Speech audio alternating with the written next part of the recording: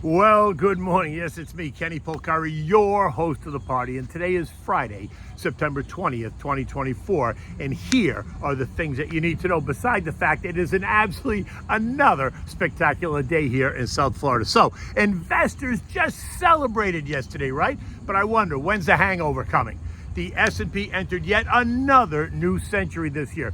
The job market appears to be slowing, but it is not collapsing by any stretch of the word. And are Fed fund futures traders really the canary in the coal mine? So we're going to find that out in a minute. And what do we have at dinner tonight? We're going to have the risotto with cauliflower and truffle butter. Really delicious. Anyway, the markets cannot get enough of JJ. Stocks around the world were celebrating in a relief rally of what is being described as a bold move by the Fed. One where JJ succeeded in allaying any fears of panic as he calmed the markets by saying that the 50 basis point move was necessary in order to keep us in front of the eight ball versus being behind the eight ball, right? Now, the narrative is that the 50 basis point cut was really 225 cuts, right? The 25 that should have happened in July and the 25 that should have happened in September. Okay, so let's go with that because it makes it easier to reconcile the move in any event. And here at home, both the Dow and the S&P hit all new time highs, right? It was an interesting reaction to this 50 basis point rate cut that we got on Wednesday. The Dow added 525 points, or 1.25%. The S&P up 95 points, 1.7%. The Nasdaq up 440 points, or 2.5%. The Russell added 46 points, or 2%. The transports up 260 points, or 1.6%, while the equal-weighted S&P added 1.1%, or 80 points. Investors, traders, and algos all betting on that soft landing that the Fed has promised for years now. And they are apparently betting on another round of big cuts, even as JJ told us that told us that this one cut does not mean that subsequent cuts will be the same. They're also betting on the fact that JJ can avoid sending the economy into a recession anytime soon. The latest projection is now late 2025. Kind of interesting, isn't it? When the bond market inverted years ago, 3 years ago already? Analysts told us that it was only a matter of time, 12 to 16 months, before the country entered a recession. And that never happened. And then when the yield curve turned positive, when it uninverted 2 weeks ago, that meant that the recession was knocking on the door. And that hasn't happened yet either. And now they're betting that the 50 basis point cut and another 70 basis points this year, as well as another 100 basis points in 2025, is going to keep us in growth mode, pushing out the idea of a recession until sometime in late 2025. Clearly, that's a moving target, so, don't make any bets on that. So in the end, there is absolutely, apparently, nothing to worry about. Now, here's what I think happened, right? One was that there was a huge short covering rally. One where the big hedge funds and traders who were betting on a decline in the market post the announcement, that didn't happen, right? And that forced those shorts to run for cover, which means they become buyers, think demand.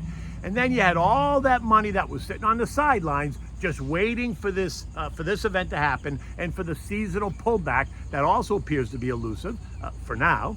And it caused them to suddenly throw in the towel and put money to work, right? Creating additional demand. And that's new demand, right? And that's real demand because those are investors versus the short coverings, which are just covering short positions. Those are more trader types.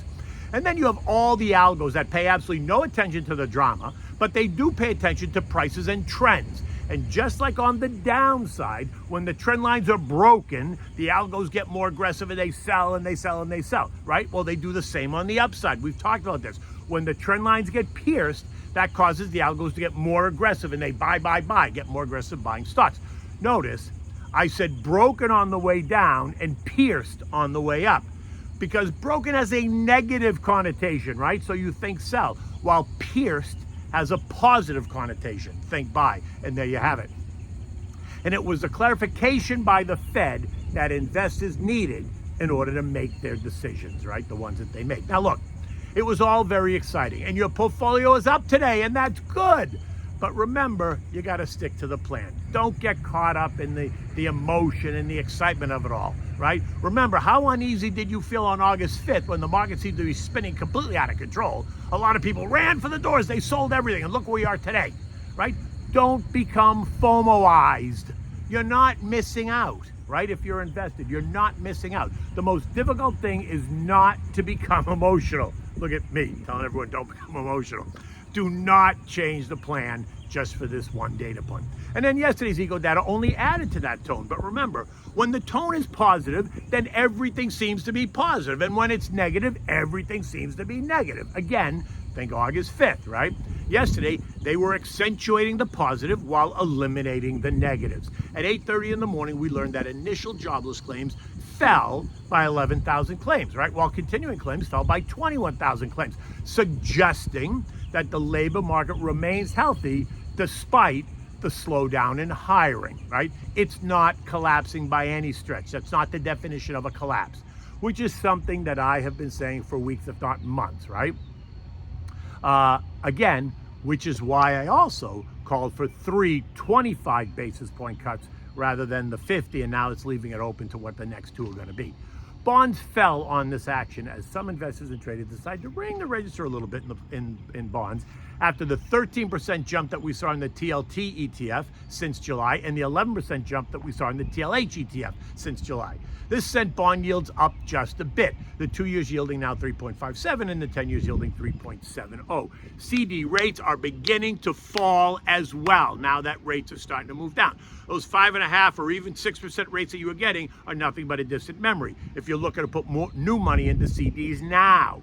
Government money market funds are now paying you about 4.5%, down from 5%. And it's going to go lower as the Fed continues to cut rates. And those lower rates are going to be the tailwind for stocks, especially good dividend-paying stocks. Notice what the Noble ETF, N-O-B-L ETF has done. It's the ProShares S&P 500 Dividend Aristocrats. It's up 12.5% year to date as investors look for safety that those names provide. Utilities as well have been a huge beneficiary of the coming lower rate. The XLU, which is the utility ETF, is up 23% this year. How's that for a boring sector, right? Not so bad, is it? Oil continues to churn as it tests and retests resistance at the August lows of $72 a share, $72 a barrel. Yesterday, it traded as high as $72.49 before closing at $71.95. This morning, it's down 25 cents at around $71.70. Short-term trend line, which is in decline, is up at 74, while the intermediate long-term trend lines are actually converging at 75.80. This is going to keep oil in that $65, $75 range until we get further clarity on demand, which, by the way, I think is just fine. Gold continues to trade at all-time highs. The rate cut did cause some profit taking on Wednesday, but yesterday's embrace of JJ's move only sent gold up, and this morning it's up again, another $20 at $26.33 an ounce. It's a new intraday high. Remember, lower rates are going to send the dollar lower, and that typically will send commodities higher, like precious metals, like gold. U.S. futures are taking a breather. Dow futures are flat, S&P's down 11, NASDAQ down 65, while the Russell was down 7. I'm surprised that they're actually not down more, considering what happened yesterday, but it's still early in the day. The bell didn't ring until 9:30. FedEx shares are down 13% in early trading as they warned about the year ahead while reporting worse than expected quarterly profit. FedEx is seen as a proxy for the U.S. economy, and this bad report comes just 2 days after JJ told us it's all good. UPS is down 2.5% in sympathy with its competitor. Additionally, Fed fund futures traders are pricing in an even more aggressive pace of cuts than what JJ suggested. And that suggests that the market doesn't really believe what JJ said.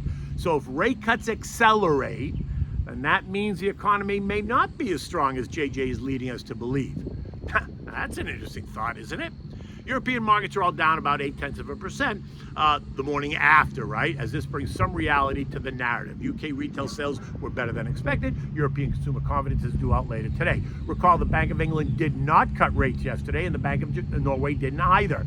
And in Asia, China and Japan left rates unchanged as well today or overnight. The S&P closed at 5713. That's the new century, 5,700. It's up 95 points, taking us into this new century. That's 11 centuries this year. Remember, in January, the S&P was trading at 4688, and yesterday we traded as high as 5733. Today's a triple witching options expiry, so expect volumes to surge on both the opening and the closing bells. It means nothing other than volume. It does not suggest anything at all about the economy. Next week, it's the end of the quarter, so expect lots of window dressing as portfolio managers dress up their portfolios for the marking period. And then we have October. October is about 35% more volatile than the other months of the year. And then we get the final weeks going into the election. So guess what? There is a lot in front of us, and a lot for not only investors, but for the markets to digest. I continue to say, be careful how excited you get. You have the plan, stick to the plan, you're invested, so you are participating. Don't let your emotions get the best of you. Building a strong, well-diversified portfolio takes time and commitment, but in the end, it usually pays off big if you do it correctly. Okay, so what are we having for dinner tonight? This is a rice dish. It's an Italian risotto dish. It's with cauliflower and truffle butter. It is really, really delicious. You can use it as an appetizer portion. You can use it as a main, as a first dish in a dinner. It's easy to make, it's easy to present, so here's what you need. You need a diced Spanish onion, you need olive oil, butter, you need 2 cups of arborio rice, you need a half a cup of dry white wine like the Pinot Grigio Santa Margherita, you need cauliflower florets, you want to cut them into bite-sized pieces, you need warm chicken broth, you need salt, pepper, truffle oil, or truffle butter, one or the other, and you need shaved Parmigiana cheese. Now, you're going to heat the olive oil and butter in a heavy saucepan over medium heat. You're going to add the onions, you're going to cook those until they're tender, 10 minutes or so. Then you're going to add the risotto, and you're going to stir it, you're going to coat it with the oil and the butter, you're going to let it get a little bit toasty, right? Then you're going to add the wine, and you're going to continue to cook that until the wine is almost all absorbed. Now, you're going to begin by adding 1 ladle of the hot chicken broth, one at a time. You add the ladle, you stir until it's almost completely absorbed, and then you add another one. Continue to do this in the risotto until the broth is done and you've used all the broth and the rice sucks up all the broth and it's nice and perfect. While the risotto is cooking, you want to heat up some more olive oil in a frying pan and add the cauliflower. Cook over medium-low heat, adding a tablespoon or 2 of chicken broth until the cauliflower is tender, just beginning to turn a little bit golden brown. Then take it off the heat and just set it aside. After cooking, the risotto should take you 25 or 30 minutes. You need to stand there because you need to stir it though. It should be tender to the bite. That's when you'll know it's done. You want to stir in the cauliflower and the truffle butter, season it with salt and pepper to taste.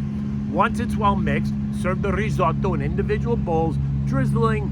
You could add then a little bit more of the truffle butter. You could put either a dab of truffle butter on the top, or if you're using the oil, just a little bit of the truffle oil on top, right? Garnish it then with the shaved Parmigiana cheese and serve it immediately. It is perfect. It's delicious. It's a great dish. You're gonna love this one. Don't you worry about it. Have a great weekend. Until Monday, take good care.